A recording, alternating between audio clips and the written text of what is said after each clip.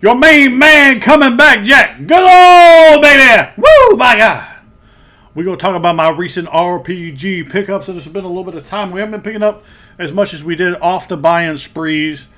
Really the most recent pickups I had, I don't have because they're in PDF form. Although I bought the actual books. The books have not been shipped yet. That's the Savage Worlds Fantasy Companion and the Savage Worlds Horror Companion. I bought both of those in physical copies, and when they ship, they ship. Hopefully the Fantasy will be here fairly soon. We are, when I record this is June 29th. I think the other video I'm going to put up first. So, but let's kind of show you the stuff I've been putting down together. I guess we'll start here for those that aren't Savage Worlds fans. So we picked up this book. It is a Mongoose book. This book cost me almost nothing. I just bought this. This is, I said that same sort of layout that like the Slayer's Guides and their magic books had. It's okay. I've only read a little bit of it. I bought this up at the game store because they had some of the games we do, you might play and have your scenes that someone else plays, and sometimes there can be some dead time between. I don't think I brought anything with me to read in between, so I picked up this. They charged me like, okay, on the back it has a sticker for $7.95, and they charged me like half of that. So this book was like less than $4. So you can't really buy much of anything for that nowadays. And it's in. I think it was a brand new book. It's just, it has a slash over the UPC code and has a sticker on the back of it, but I'm pretty sure this was not a used item that came in. They just moved it to their used section because it's either 3.0 or 3.5 book. I don't see the words, I don't see 3.5 anywhere, so it's probably 3.0. But Mongoose, I thought, put out really good stuff. You can see, right here, you can see all the Mongoose stuff I have. From here, from here all the way down to here is Mongoose. So they were probably my favorite OGL 3.0, 3.5 publisher for Dungeons and Dragons. I really like their stuff. I liked AEG too, and Goodman Games stuff was pretty good. Green Ronin was pretty good. I think this is those are Goodman Games.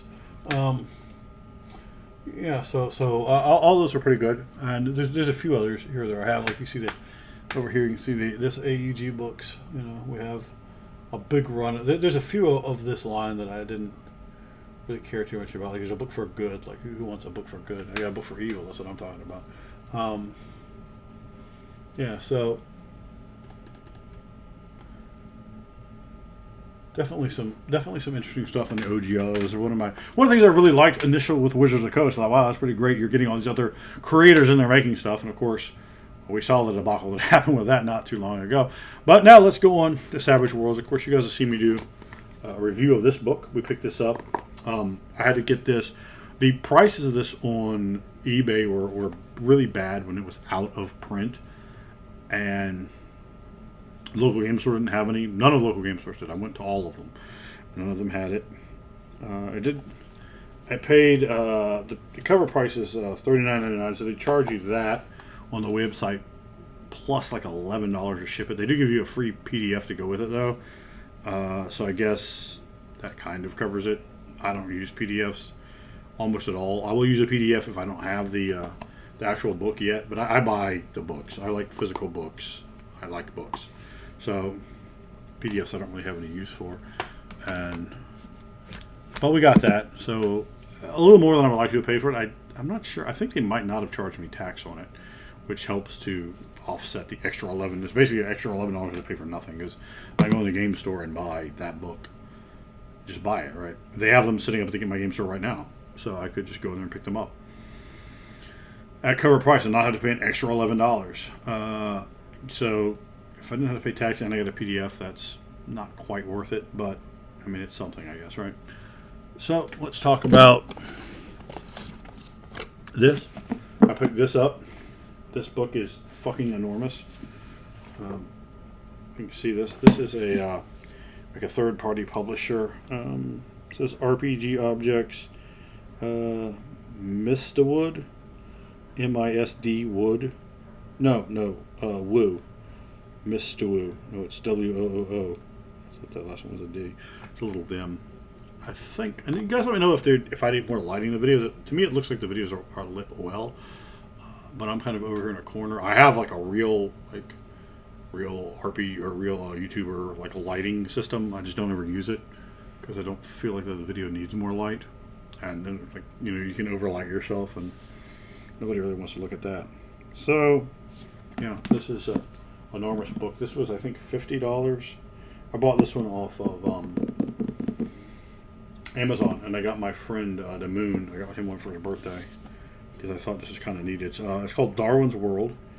It is a post-apocalyptic adventures, and it's a Savage Worlds game. It's a licensed product for Savage Worlds. This is, I believe, the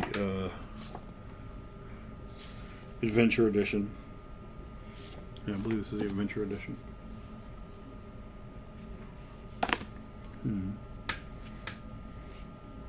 Does not say Adventure Edition on it, but it also doesn't not say it. But I do think that is, because I believe this is like a really new book.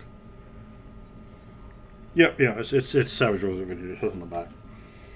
And yeah, look at the size of it. So it's a fucking encyclopedia. I don't know what I'm gonna do with this. I sure as fuck don't want to read all this. It's a lot of book here. Let's just have a quick look and see how long it is. I've been on a bit of a buying kick, and then stuff on 100. Okay, wow. The last page of this here is 491. So let's see what that looks like. If it is further than 491, I mean that's. So the book's almost 500 fucking pages long. I don't know that I'm necessarily going to be reading that, but there may be some stuff in here I like for future games. Yeah, we'll go with this one next. So I bought the this is a screen. Normally I don't like screens. Say with the Vampire the Masquerade or D&D or Wraith the Oblivion, something like that, I don't need them. All right, I don't need it for Mage Ascension because I know the stuff. I've never run Savage Worlds before. So I bought a couple things that might give me a little bit of make an easier time for me, a little bit of a bump to make it a cheat sheet, I should say. So I picked up the Savage Worlds screen, and I got this. I believe I got this one new off Amazon. So whatever it costs on Amazon, I'll show you guys what it looks like. It's a really, really, really small screen. Like you guys can't really tell, but. Alright, so here, you guys know what the size of this book is, right? So, look how much of that book, let me try to get freaking flat there. Look how much of that book pops out over the top of this. Like, it's way, way shorter than a D&D screen. So, like, I don't know. I think that's great. The artwork's on the outside of it, like, it's busy, but I really like that. I dig the way they put the artwork together. It definitely feels evocative, right? Like we have the dwarves and the dragon picture. Then that's from the base book Donna showed earlier. The dwarves and the dragon. Then we have like Cyberpunk Girl here, and that's also from the base book. I think this one might be too. You got like a dude with like a shotgun at a church. So, and I think that's probably supposed to be fairly modern, like. Last 100 years, something like that.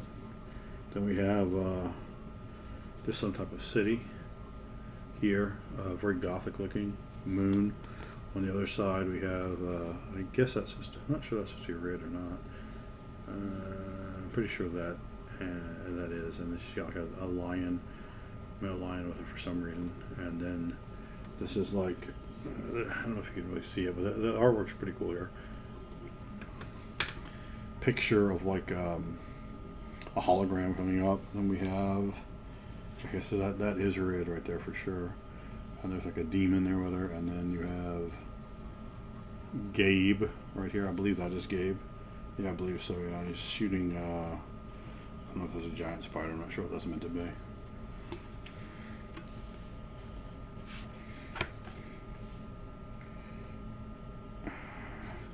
There are it's like an actual picture that might be red and Gabe is like real people portraying them. That's like an actual picture, I believe. at a drawing. Like, you know, I mean, it's been like photoshopped or something. But then you have red as like some type of rocker, and here's just a big monster. Like maybe this is like a Lost Worlds type South America thing, you know, from like 1890, or maybe it's like an exploration of Africa, or it's a Hollow Earth.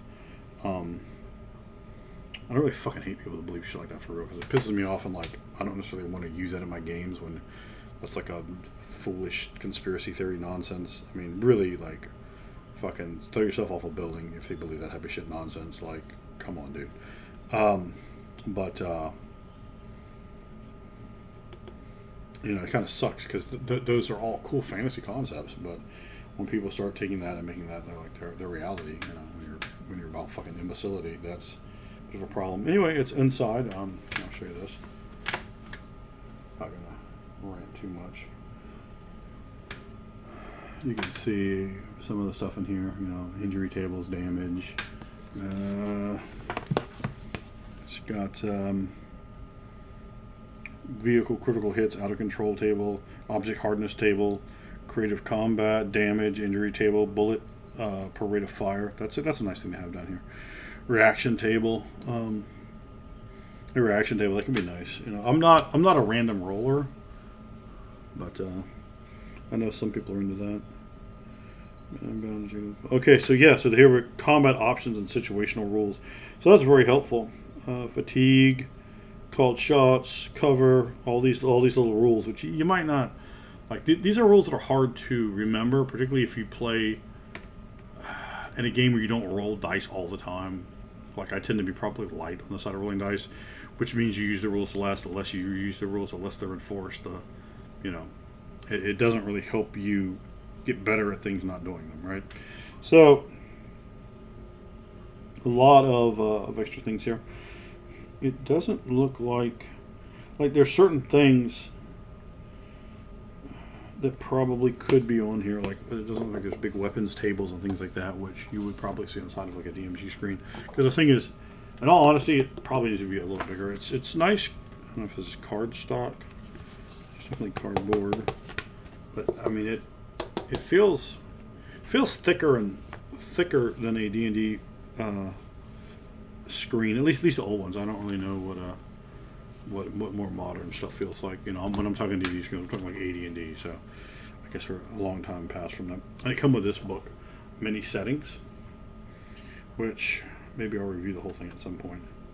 But it's not huge. It's 48 pages, and it's got particularly if you haven't bought any of the compendiums, excuse me. I always want to call them compendiums, so I've made that mistake quite a few times. But if you want to buy some, if you don't want to buy that, say you don't have that, right? Let's say you just had the base book. Base book does not have a lot of monsters, a lot of villains, and that sort of thing in it. It just doesn't. So being able to add some of these, just like people will with old school modules and say Advanced Dungeons & Dragons First Edition, like, oh, we got a new monster. Oh, we got this, right? You can take this. You know, there's no reason that the Imperial Scorpion and the this leech here and these hunters. What else do we have here? This character and creatures. The Arcane Devourer. So there's a number of creatures here, and these aren't creatures that are in the base book.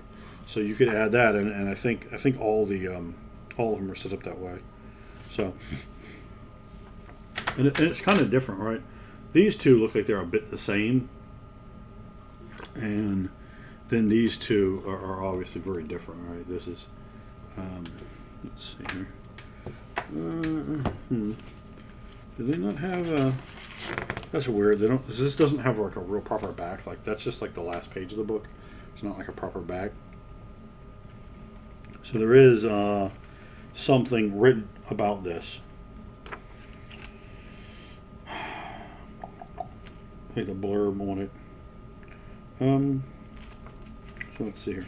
One of them is called The Spirit of 1786, which is the War of Independence is won, but the Herculean effort to build. Oh boy, this is. I'm sorry, I might struggle a little bit. This actually, it's not only dark to you, but this is darker than I would like to read in. But the Herculean effort to build a more perfect union has only started. This isn't history. This is pulp history. In the post-revolutionary era, nefarious Illuminati agendas hatch plots in smoky Boston tap rooms. Fallen gods of the Northmen stalk Ohio's howling wildernesses.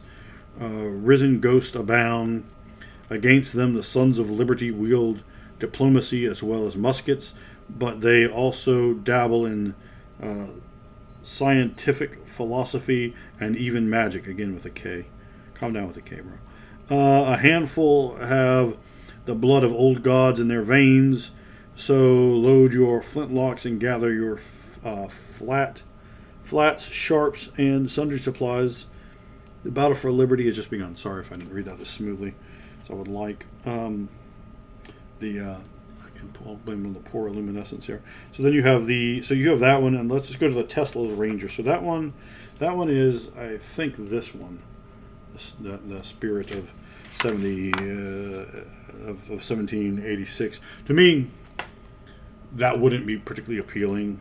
I don't know that I would necessarily be too into that. The fact that you can have some divine ancestor or something is kind of interesting. I wonder if there are edges in here. Yeah, here we go. Professional edge, arcane backgrounds. There's one edge in the book, it looks like. But that's another thing, like these books, with the Game Master permission, they can help add, right? Because you might not have... I'm a grown-ass man, and I spend money on gaming, right? I can afford to buy this book, that book, whatever, really whatever I want, right?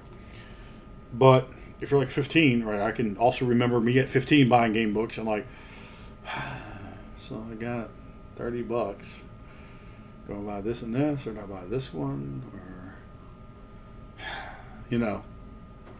that's a real thing. There are a lot of people with different economic branches that either don't have a lot of money or don't want to invest a lot of money in gaming, or they don't invest a lot of money, say, in Savage Worlds. But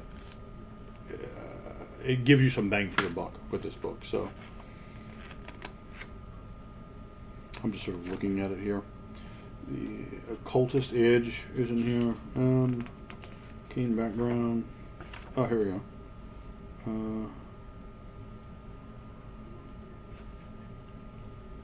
Here we go. Child of the Jotun. The giants of Norse myth are of all shapes and sizes, from grotesque monsters to paragons of nobility and grace, and represent the forces of nature and chaos.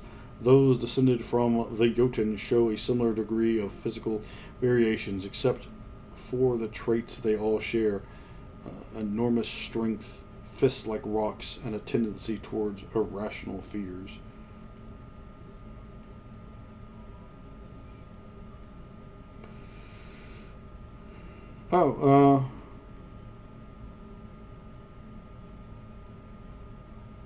So I guess Jotuns are a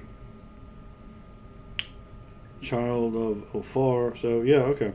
So it looks like these are basically what you would call like your races.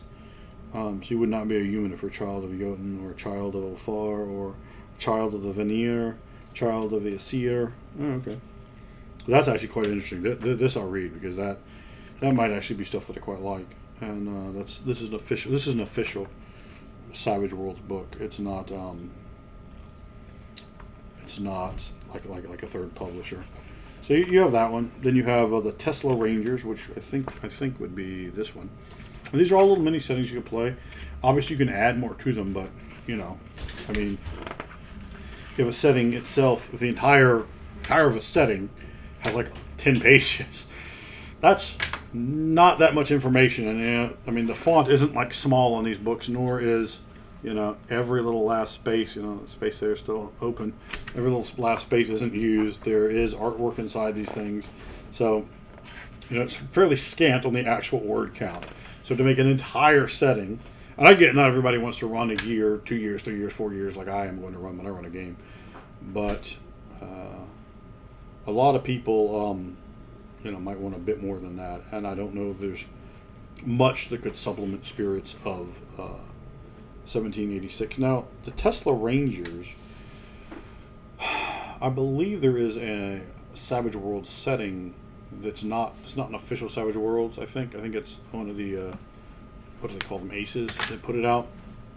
that has to do with Nikola Tesla and Lovecraft, and for some reason, what's that girl that died in a plane crash? Amelia Earhart, for some reason, right? And they're all hanging out somehow. Yeah, I mean, it's borderline ridiculous, but that setting could probably be added on top of something called Tesla's Rangers. But let's see here. This is written by Cheyenne Wright. It's been about Tesla Rangers. So I don't know. Maybe I didn't show you. This is actually wearing a Nikola Tesla shirt. So right there, Nikola Tesla on the Gouye, if you will, baby. Woo! So Tesla Rangers. It's been 11 years since the Americans lost the robot war. Right. So we were kind of already seeing we're dealing with something kind of wacky, and ceded everything west of the Mississippi to the automatons. Now a fresh young scientist with a government contract and a load of new experimental devices is outfitting a volunteer expeditionary force to cross the Ole Miss and head deep into no man's land. Tesla Rangers is a high-octane action-adventure pitting cowboys with lightning guns against cast-iron killer robots in a battle for the Wired West. For the Wired West, excuse me. Again, it's actually very dark down here. We have Abyssal, which is, I believe, this one. So this one I read a bit of. It's supposed to be like a Saturday morning cartoon show. Like that's kind of these are kind of goofier. Like the Tesla one seems like it's real goofy, and this one is probably a little less goofy, but they're goofy kind of nonsense period pieces. They aren't real period pieces. They're very gimmicked up period pieces. Let's put it that way. So let's read what the blurb says about Abyssal. Now this one is written by Shane Lacey Hensley, who's I think either the owner or one of the bigwigs over there of the deal. But he wrote this one, and there's someone B.J. Hensley, which maybe is his wife or I don't know, son or something. Let's see. Abyssal.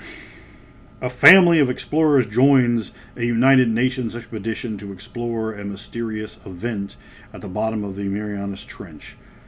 What they find there will change the world forever. This Saturday morning cartoon-inspired setting features strange and enhanced sea creatures, insidious rival corporations, and the growing urgency of the event itself and the inexplicable force behind it. So this one is, I guess again, about 10 pages, right? And I think are all of them modules? Let me see.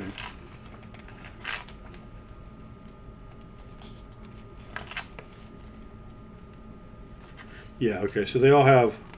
I think part of it is like the setting, and the other part is it's Savage Tales, which are basically, I believe Savage Tale just means module. I'm looking very quickly at this, but I believe that's what that means. I've glanced at this stuff very briefly. From what I looked at from the Spirit of 1786, there's actually some stuff here I'm going to go back and read after I stop the video. And then we have the Lost City of Astella. Or maybe I got that right, who knows. And this one is, as Astella's resources dwindle, the ancient, quotation mark, elves fled to a massive city ship in the stars, hoping to wait out the barbaric and destructive people who overran it. But now the Astellantians have begun to suffer from a terrible wasting disease, and the only cure may be to return to their homelands. Some urge war, some peace. As they debate, small bands return to the surface to scout, raid, and learn from those who remain in the barren wastes. And that is this one. That's the big ship there. And that one, I mean, they seem interesting, right? I guess for me, I would probably, despite having the Tesla shirt, I'll probably never run this. That just from what I've read there, like that's almost an immediate. I'm not even probably read that part of the book, if we're to be honest. this one has intrigued me a little bit more now that I looked at that. Saturday morning cartoon feel is so far from what my group does. I mean, we run very, very gritty, grim, horrifying, dark games. You know, our games are probably not necessarily fit for public consumption because they're very adult themed. You know, bad things happens, and it's going to be described in intense, grotesque, gory detail. And the reason for that, I like to not make romance, not make violence romantic and fanciful and cool. I like to make it horrifying, and I like to make it real, and I like to make it the smell of shit and piss from the bodies of the dead after you perforated their intestines by running your blade through their fucking torso, or talking about the blood. And you've heard me in descriptions. You know, I go through and I'll describe when something dies. I'm gonna, you know, there's multiple videos of me playing and running games on this channel. You can watch to kind of see what I like to do, and you know, in person with no cameras on, it doesn't get worse. I mean, it doesn't get better. It's a little worse. So, and a lot of the other people in the group, you know, they have a mind. Like Frank has a mind towards really violent, really horrifying stuff as well. So, but again, 48 pages, and the quality of the screen is nice. I've not used it, so we'll see after I've used it if it fucking falls apart on me or something, you know. But it feels like it's nice. And this book is, you know, it's full color, so that's a nice thing, and it's got some good artwork in here. It looks like someone was actually probably commissioned for this, as opposed to just some slush art that they threw in here. Although some of it might be, but it mostly looks like it's commissioned artwork. But I mean, all of these are probably best for, you know, you have the module in there, you can run that, and then you can, okay, well, that module, we did this, this, and this, so let's come back and make a few more things. But I think, if not all of them, I think that at least some of these have savage tales in them, which might get you some play. It's hard for me to speculate on things like that because I have a group. My group is amazingly slow. They play at a pace that, you know, you talk about like people play speed dungeons.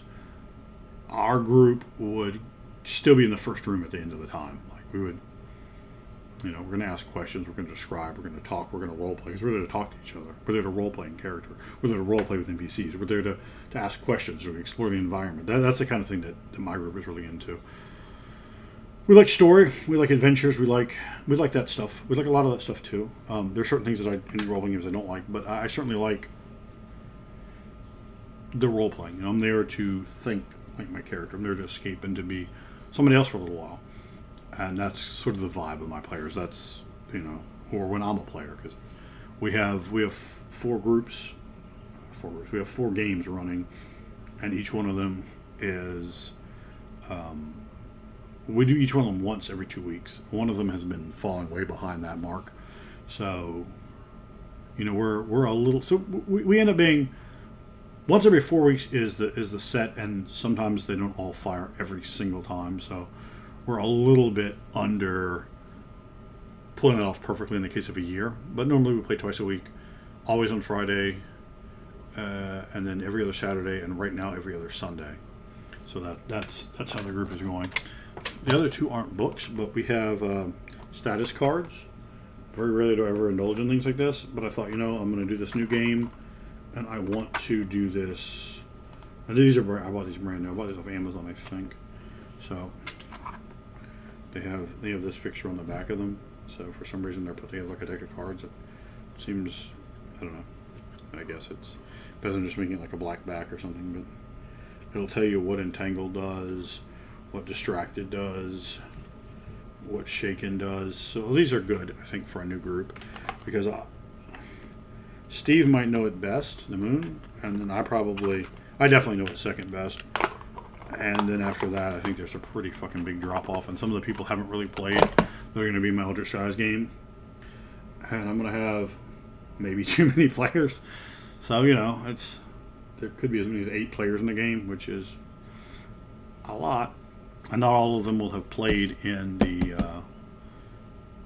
Savage Worlds superhero game that Steve's running. And basically, I had Steve run it. I said, give us 2 game sessions, and so I want to be a player in it before I run it. I want to understand it a lot better as a player before I try to wrap my hand around it as a game master. And I either finished 2 game sessions. We were him and myself and my son, and the other players, Frank and I think Wiggle was in there. We're all like, nah, dude, just keep going with it. We're going to keep going with games. So we were about that. And I got this deck of cards. This is also got off Amazon. So you need decks of cards for initiative and also other things like chase scenes and that sort of thing. And in Savage Worlds, so I bought this deck of cards for Eldritch Skies. Eldritch Skies is it's a science fiction take on H.P. Lovecraft's work, and it's just Lovecraft. It's not like every fucking jackass, August Derleth, or whatever these fools are that wrote in the mythos. And a lot of people in the myth that wrote in mythos stories that I personally really like. I like Ashton Clark Smith. I like Robert E. Howard. I like Clark Ramsey's, and some of like the guys I guess were more influential on Lovecraft, like Lord Dunsany or Arthur Machen. I really enjoyed their stuff. I've read extensively their stuff as well. I know I'm forgetting someone. Robert Bloch, I like his stuff, and if I sat down, I'd probably pull out like 3 or 4 more mythos writers that I've read extensively or read everything they wrote in the mythos. I really enjoyed. But this is a deck of cards, which I have not opened yet, as you can see. And well, there's some kind of, maybe that's Chinese in the back of it. So hopefully they're decent quality. Sometimes you get stuff from China, it's just fucking straight shit quality. Because I paid damn near $20 for this deck of cards. I know that's pathetic, but I wanted the Lovecraft stuff. I wanted the Cthulhu stuff on there, and I think that adds just a tiny touch to the game, just a little bit better. So I kind of justified it to myself. Because I hadn't really been, as you can see, it's been a long time since I put up a video of this, and there really wasn't a whole lot to put over. I'm just about, there's a few pieces I still need. I need like a Planescape Monster Manual 3. Like I'm going to find that for less than $120. And I ain't paying that for the book. And there's maybe a small handful of like AD&D books I need, and maybe 2 3.5 books. And those aren't like in any way a priority or likely to even be fucking opened. So very little in World of Darkness. What did I need? I don't support New World of Darkness stuff at all. The New World of Darkness or the newer Old World of Darkness, neither of them do I support or have any interest in. There's 1 or 2 like Call of Cthulhu books I'm looking for, and I pretty much picked up everything I need for Savage Worlds. Not that I won't buy more, but there just isn't really more published, and I'm more playing the Suede stuff, so I don't really want particularly old things, and some of the old settings there aren't really of that interest to me. So this has been my pickups and some random ramblings from your main man.